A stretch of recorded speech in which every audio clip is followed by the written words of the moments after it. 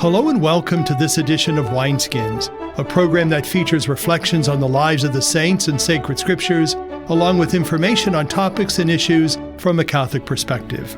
I'm Father Jim Korda. Wineskins is brought to you by the Annual Bishop's Appeal, the Catholic Communication Campaign, and St. Paul's Catholic Books and Gifts, a division of the Society of St. Paul. On our show today, I will interview Christa Blasko on Catholic Cemeteries. We will also look at the life of St. Vincent Ferrer, as well as reflections on the readings for this Easter Sunday Resurrection of the Lord. That and more coming up on Wineskins. In our current issue, I will speak with Sister Anne McManoman on Dorothy Day House. With me is Sister Anne McManoman, who is the founder of the Dorothy Day House here in Youngstown. Welcome back to Wineskins. Thank you so much. Yeah, Sister Anne, last time you were here, we spent some time talking about the wonderful work that Dorothy Day House has been doing in our community, but also how things have changed somewhat because of this pandemic that we find ourselves in. We know that you celebrated just over 10 years, 11 years of Dorothy Day House. What has been significant about Dorothy Day House that you lifted up in these 11 years? The one thing that's most significant as I look at it, and I think as many others look at it, is the degree to which the whole of Youngstown has become involved in the Dorothy Day House, either by giving of themselves and money or giving of themselves because that's the best that they have, certainly participating in the dinner life and certainly in the justice life. Now, the notable thing in Youngstown is that the justice life is lower than the hospitality life. But that's probably true of life also. Mm-hmm.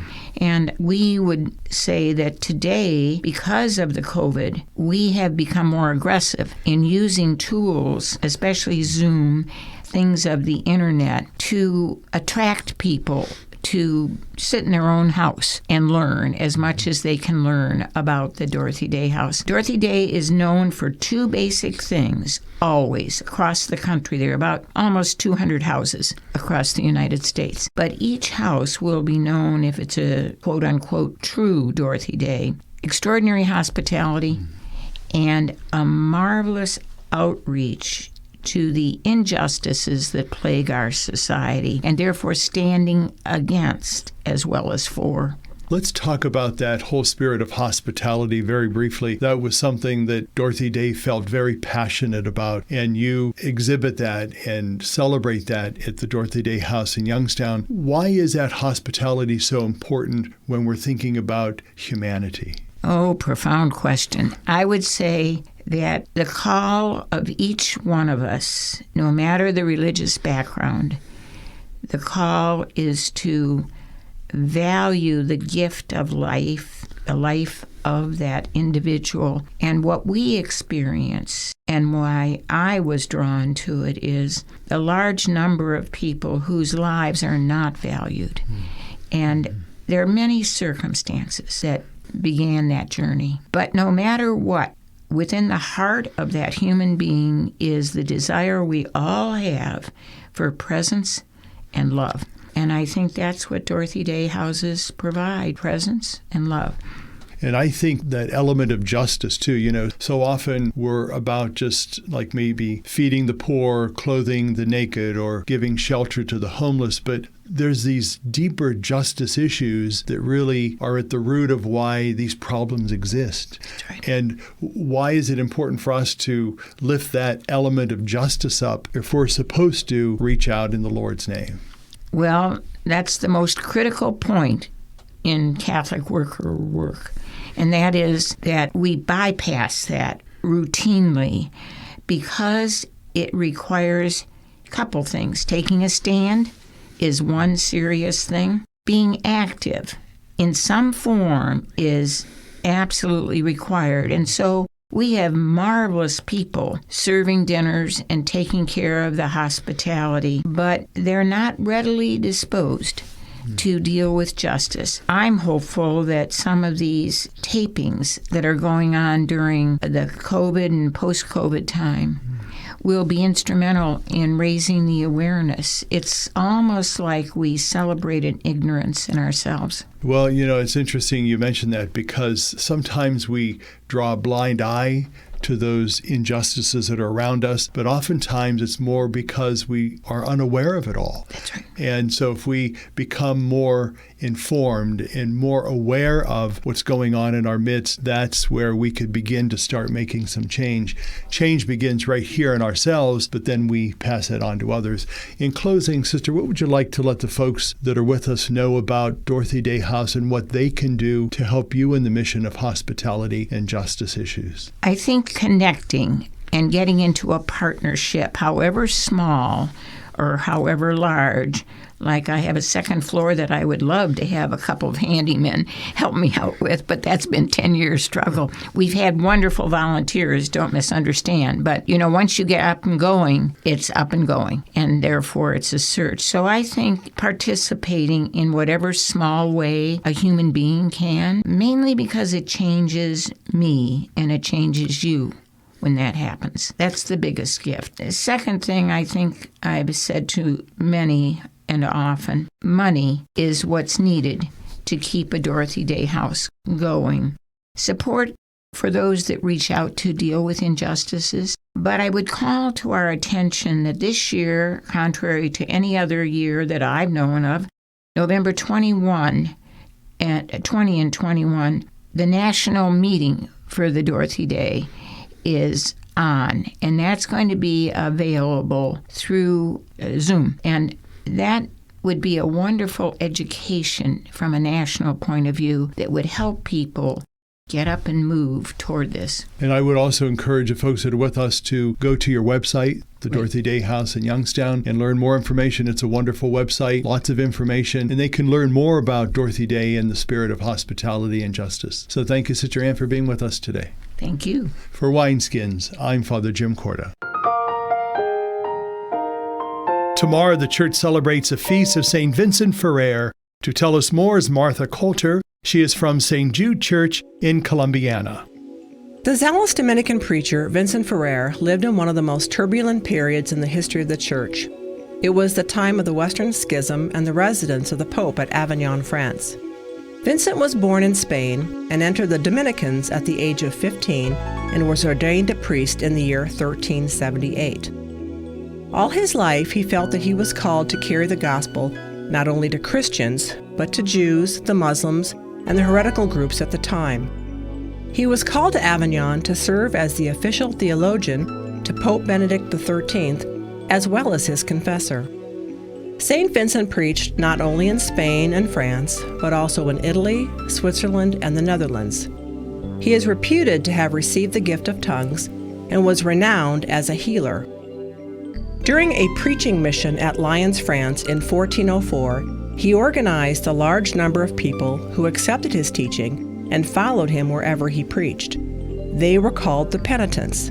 They dressed in black and white colors of the Dominican habit and carried the staff of a pilgrim. The high point of St. Vincent's preaching mission was between the years 1412 and 1419. He died in France while on a preaching mission in which he tried to put an end to the 100 Years' War between France and England.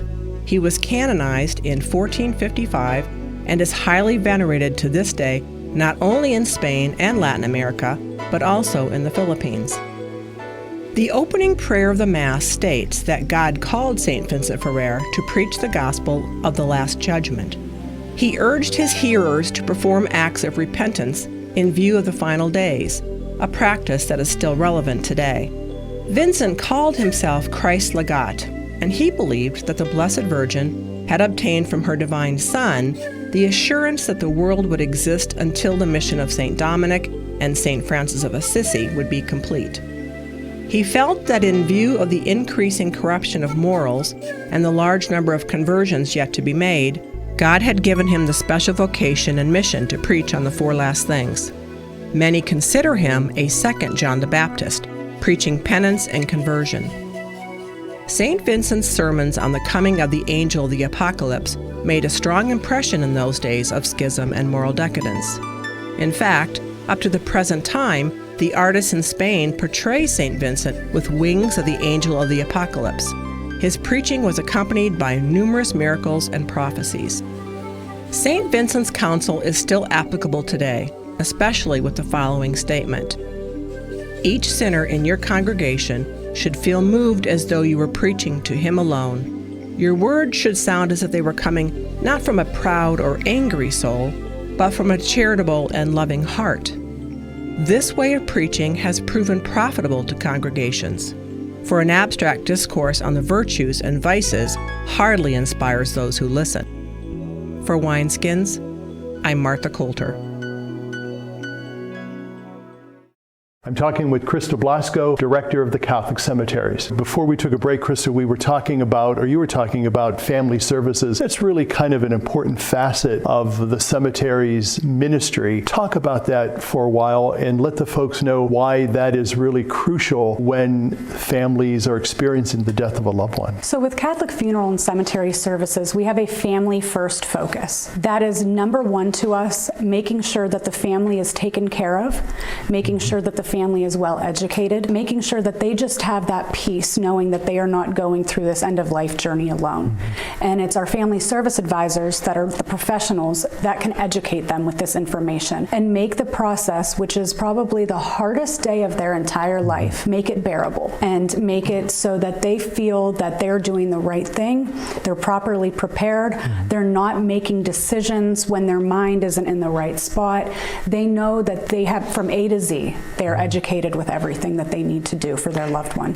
Do each of the 4 cemeteries have that specific component to them? Absolutely. Okay. We have family service advisors at each cemetery. At Calvary Youngstown, we have 3 family service advisors. We have 2 family service advisors in Massillon, and then 1 at Resurrection, 2 at Resurrection and 1 at All Souls Cemetery. And our family service advisors are all familiar with all 4 of our cemeteries, so they can always take care of families no matter where they're out of, wherever a family needs assistance, they're able to do that. And I know in our discussion we basically kind of covered what the mission of the diocesan cemeteries is all about, but tell us again, what's the sole mission of diocesan cemeteries and why is that important to keep that in mind when we're talking about death and loved ones? Absolutely. Serving with care is one of our main missions, is that we serve with care, we make it happen. We do everything that we can and everything that we're obligated to do for our families, for the community. And the diocese is extremely supportive and take their cemeteries very, very seriously. They know how important it is. It is not just somewhere that, when a loved one passes, that's where you bury them and then that's it.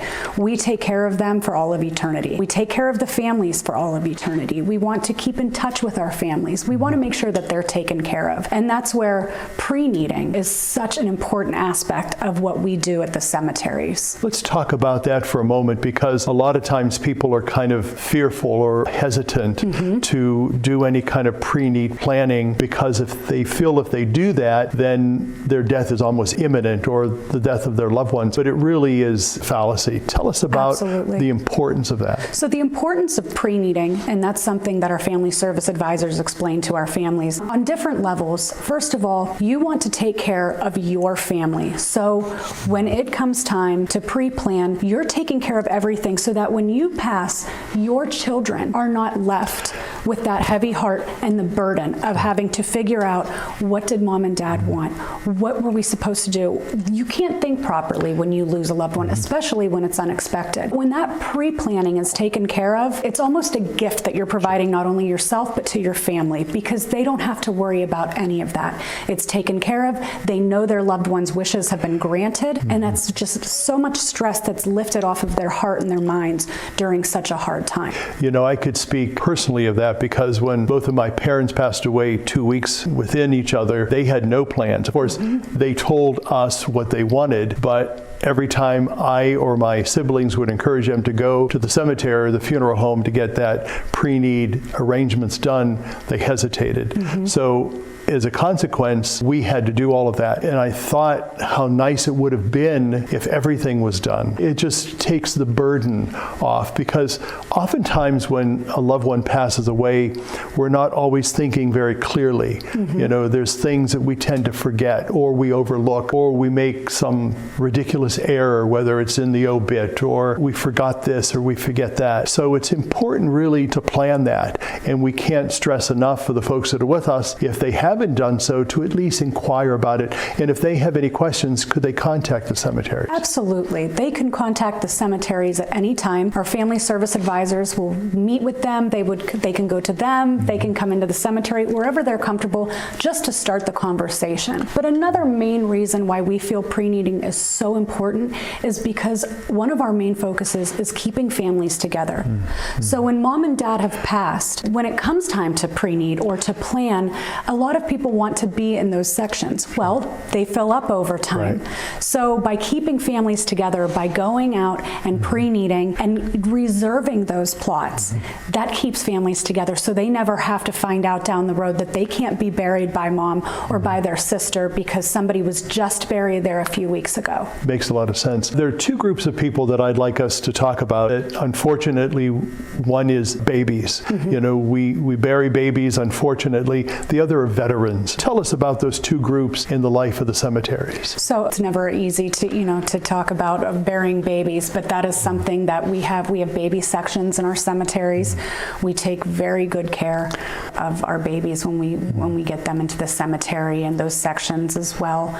Same with our veterans. Absolutely, having our honor guards there, whatever we can do to accommodate the families and make that process easier.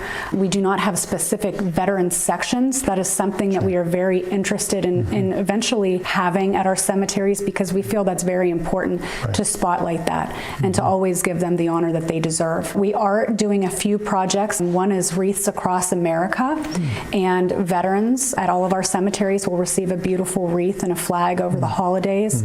Something we're just going to be trying out for the first time, so we'll see how that goes. Yeah, it's good to know. I'd like to ask about parish cemeteries, even though those are probably separate from the diocesan purview. How do those play in? So we do not manage the parish cemeteries, but we always have a partnership with the parish cemeteries. So I do have the privilege of speaking with some of the pastors that manage the parish cemeteries, and if they ever need anything, they just give me a call, and vice versa. But CFCS does not manage parish cemeteries, just in a partnership. For more information and to listen to Wineskins, visit the website of the Catholic Diocese of Youngstown at www.doi.org. Stay with us. We'll be back in a moment. Hello, I'm Bishop Dave Bonner of the Diocese of Youngstown. At Easter, we recall the presence of the risen Lord among us. Over 2,000 years ago, he told his disciples, "Remember, I am with you always, even to the end of time." As we celebrate his resurrection, may his gifts of love and joy fill your hearts and homes this Easter season. May our thanks and celebration of his dying and rising give us abundant life now and always. The First Sisters of the Humility of Mary came together in France in 1854. In their rule, approved by the Bishop of Nancy in 1858, the founding sisters gave expression to their faith and their lived experience. The entire community came to the United States of America in 1864, including 9 professed sisters, 2 novices, 3 orphan girls, and Father John Joseph Begel, the spiritual director for the little community, and their ecclesial liaison. In regard to the Eucharist, their rule, translated into English in 1877, clearly stated that they will love and serve Jesus Christ in his real and natural body, that is to say, the Holy Eucharist, in his temples. And they will serve him in his mystic body, their neighbors, who are his members.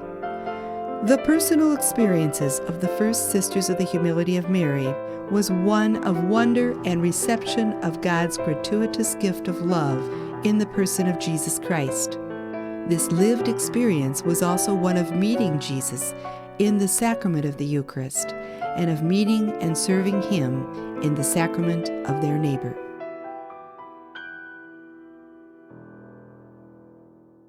Hello, I'm Bishop Dave Bonner, the Bishop of Youngstown. Today, I come before you for my first Bishop's Appeal. These monies help to support the poorest of the poor. They help us with our religious education programs, schools, and parishes. I ask you to give according to your circumstances and to know that your gift is greatly appreciated by all the people in this local church. Thank you, and God bless you. To learn more about the Bishop's Appeal or to make a donation, visit doy.org. The song we have for you today is from the CD called Triumph of the Cross, Music for Easter. It is by the choir from the Basilica of the National Shrine of the Immaculate Conception in Washington, D.C.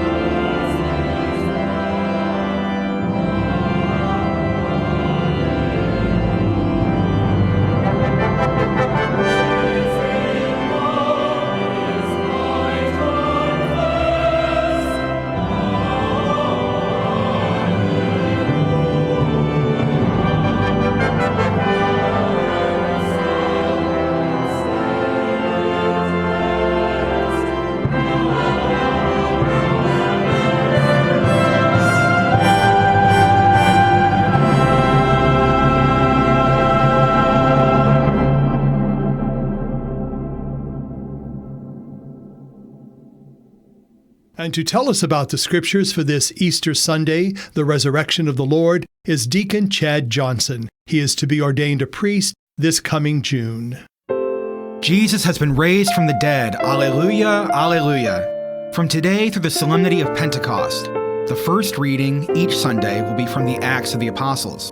These readings are not necessarily in sequential order, so while today's text is from chapter 10 of Acts, next Sunday's reading is from chapter 4. None of the readings during the next 6 weeks are from the latter chapters of the book, chapters 11 to 28. It can be helpful to bear this in mind since we understand Acts to be the story of the early followers of Jesus following his resurrection. These texts, then, will focus only on the beginnings of the early church community. Today's reading opens with the words, "Peter proceeded to speak and said." In Greek, these words are recognized as a particular literary form that lets the readers and the listeners know that what follows is inspired speech, similar to the Hebrew form in the prophetic literature that begins, "Thus says the Lord." The message that Peter proclaims is about God's great deeds in Jesus. In the beginning of the reading from Acts, we note that Peter is speaking to people familiar with the life of Jesus. You know what has happened all over Judea. Peter tells the gathered community what the events of Jesus' life mean. Jesus is the one appointed by God, through whom all who believe will receive forgiveness of sins. Paul persists with Peter's message in the letter to the Colossians. Think of what is above. When Christ your life appears, then you too will appear with him in glory. Those with faith have a different view than those focused on earthly matters. What is seen means more than what may be perceived. Even Mary Magdalene at first does not understand what she sees. You know the story of Jesus, but do you know what it means? Consider what you must do to appear with Christ in glory. For Wineskins, I'm Deacon Chad Johnson.